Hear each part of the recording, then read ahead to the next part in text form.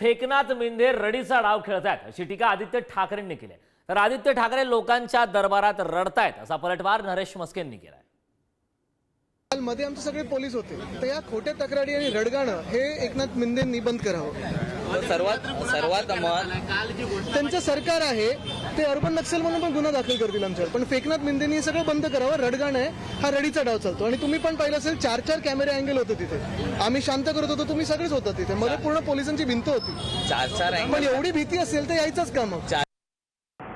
वरळीमध्ये काल उपमुख्यमंत्री एकनाथ शिंदे साहेब त्या ठिकाणी तेथील कार्यकर्त्यांच्या आग्रहास्तव त्या मंडळांनी त्यांना बोलवलं होतं. ते आधी पोचले होते आणि त्यानंतर आदित्य ठाकरे आले. काहीतरी गडबड गोंधळ करायचा आणि त्यांना माहिती आहे गडबड गोंधळ झाला तर मार कोण खाणार, समोरचेच मार खाणार.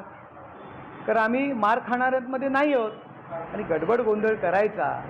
मग आमच्या कार्यकर्त्यांनी हात उचलला की मग लोकांच्या दरबारात जाऊन रडायचं, सहानुभूती घ्यायची हा त्यांचा डाव होता.